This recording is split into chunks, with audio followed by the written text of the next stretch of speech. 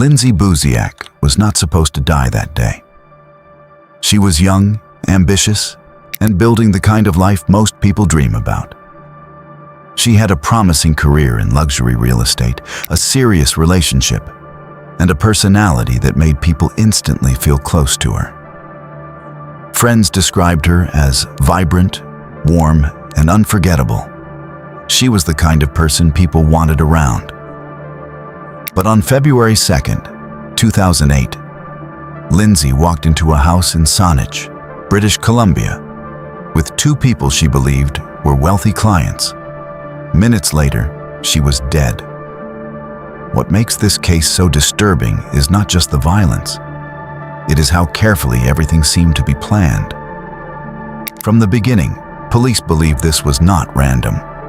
Lindsay was targeted. The question is why? At the time of her murder, Lindsay had been in real estate for about a year. Then she got the kind of call many agents wait years for. A woman contacted her claiming she and her husband were looking for a home in the $1 million range. They wanted something upscale, ready to move into, and close to town. For a young agent, it sounded like a huge deal. But something felt wrong. According to Lindsay's father, she told him the call gave her a bad feeling. The woman sounded strange. Even more unsettling, the caller reached Lindsay on her personal cell phone, not through her office number. She also claimed one of Lindsay's clients had recommended her. When Lindsay checked, that client was out of town. It was suspicious, but not suspicious enough for her to cancel. Instead, Lindsay tried to protect herself. She told her father that her boyfriend, Jason Zailo, would be nearby during the showing. That seemed reassuring. Jason was a large, intimidating man, and Lindsay believed his presence would make the appointment safer. The showing was set for 5:30 p.m. at a brand new home on a quiet street in Saanich. Witnesses later saw Lindsay outside the property with a blonde woman wearing a distinctive dress and a tall, dark-haired man. The three then went inside. That was the last time Lindsay was seen alive. Investigators later pieced together what they believe is a precise timeline. Records show the lockbox was opened at 5:29 p.m.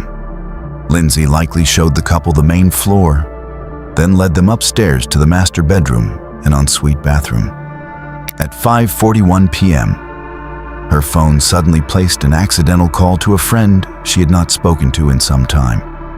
The voicemail captured only muffled sounds, but police believe that pocket dial happened during the attack itself. Their theory is chilling. They believe Lindsay turned to show the ensuite and was attacked from behind. She had no defensive wounds, suggesting she had no warning. She was stabbed dozens of times. Nothing was stolen. There was no sexual assault. Her purse, wallet, and phone were still there. This was not a robbery. It was not random. It was a murder carried out for one reason only: to kill Lindsay Buziak. That is why police have long believed this was a planned hit. The setup points in that direction too. The fake buyers, the burner phone, the careful timing. Police said the phone used to contact Lindsay had been purchased months earlier with cash and registered under a false name. It was reportedly used for one main purpose: contacting Lindsay. That level of planning suggests she was specifically chosen. But then the case becomes even stranger. Jason, the boyfriend Lindsay expected to be nearby, was not with her when the attack happened.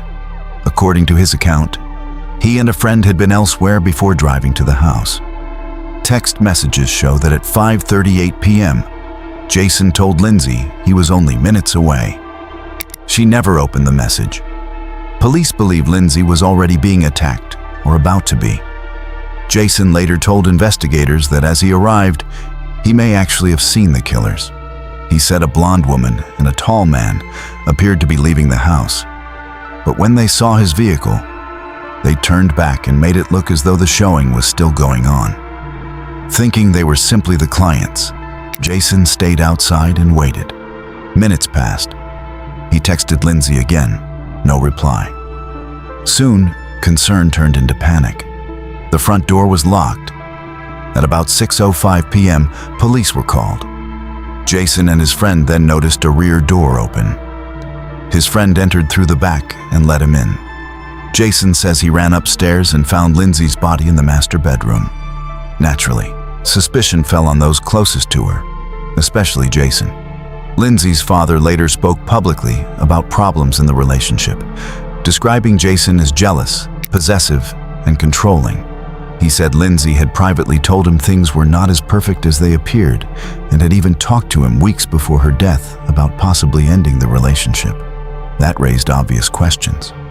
Was Jason involved? Police have repeatedly said they do not believe he was the killer. They pointed to forensic evidence, the timeline, witness statements, and surveillance footage as reasons they ruled him out as the person who physically attacked Lindsay. He cooperated with investigators and was never charged. Still, suspicion around him has never completely gone away. If not Jason, then who? That is where one of the most unsettling theories in the case comes in.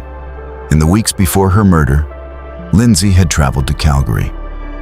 Around that same time, one of the biggest drug busts in Alberta history took place, involving massive amounts of cocaine and huge financial losses. Investigators later explored whether Lindsay may have been linked, directly or indirectly, to people connected to that world. One lead involved Lindsay contacting an acquaintance tied to someone later connected to the investigation. From there, a theory emerged. If people in a criminal network believed someone had spoken to police, could Lindsay have been blamed? Could she have been seen as a threat? Police have said this is one of the theories they looked at. Not necessarily that Lindsay was deeply involved in criminal activity, but that she may have been identified, fairly or unfairly, as someone connected to information that caused dangerous people to lose a lot of money. In that version of events, the killers may not have known Lindsay personally at all. She may simply have been the chosen target.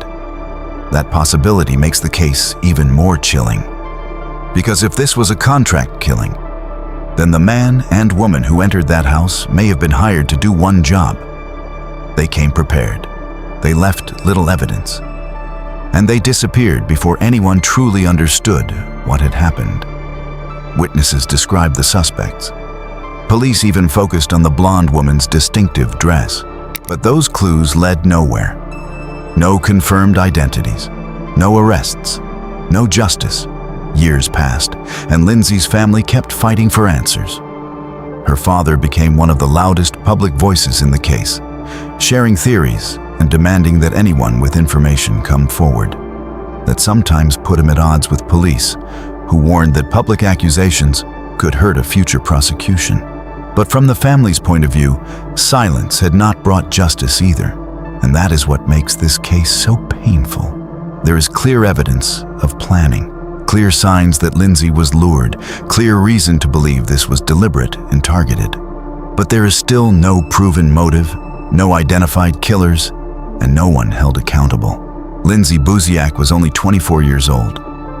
She walked into that house believing she was doing her job. Instead, she walked into a trap. Someone made the call. Someone bought the burner phone. Someone arranged the fake showing. Someone made sure that within minutes, Lindsay would be dead.